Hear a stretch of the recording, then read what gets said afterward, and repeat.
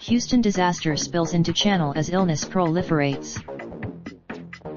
Bloomberg oil byproducts from a damaged storage facility contaminated the and created a cloud of cancer, causing benzene over the waterway, the latest mutation of one of the worst Gulf Coast chemical disasters in more than a decade. The U.S. Coast Guard is forbidding vessel traffic on a stretch of the key industrial shipping route after a wall collapse and fire at Intercontinental Terminals Co.'s already damaged chemical storage complex on Friday. A mix of toxic. Residents look on at the plume of smoke rising from a fire at the ITC petrochemical storage. The channel, which is not a source of drinking water for Houston or its suburbs, is the newest victim of a calamity that began unfolding almost a week ago when tanks holding byproducts of the oil refining process at ITC's facility erupted in flames. A mile-high plume that was followed by benzene alerts that shut down Deer Park and other suburbs for half a day, the collapse of a containment wall and Friday's new fires in 3 wrecked storage tanks and a drainage ditch. Nausea, headaches, and other symptoms drove about 1,000 people to seek treatment at a pop-up clinic, with 15 of the most severe cases loaded onto ambulances and hauled to hospital emergency rooms. It's been a never-ending, reoccurring case of things not working out as planned, Deer Park Mayor said during a media briefing on Saturday. Weary residents are on edge, wondering what's next and when normal life will return. For many who there's more tanks in there. Is it going to Since the initial blaze was squelched earlier in the week, ITC made 2 unsuccessful attempts to drain a charred tank that's holding gas, a petroleum derivative composed largely of benzene.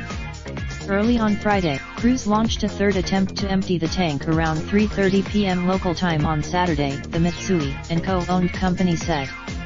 Executives are the same number of tanks need to be drained as yesterday, said Brent Weber, ITC's incident commander. Raina and her 18-year-old daughter Rebecca had been waiting for 2 hours at the pop-up medical center when the new fire erupted.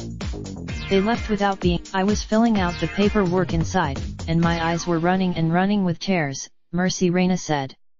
It was just that although the company said Friday that there were about 60,000 barrels, 2.52 million gallons of hazardous chemicals still held in the damaged section of its complex, by Saturday morning it no longer knew how much remained.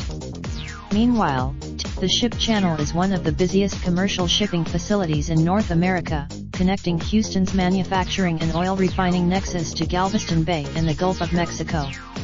It remained closed. The U.S. Chemical Safety Board announced late Thursday it will be investigating the blaze. The Texas National's 3rd attempt to empty flammable liquid from damaged storage tank in 10th paragraph. With assistance from Sheila Tobin. To contact the reporters on this story, Joe Carroll in Houston at jcarroll8@bloomberg.net. Rachel Adams to contact the editors responsible for this story, Simon Casey at scasey4@bloomberg.net, Joe Carroll, Carlos Caminada.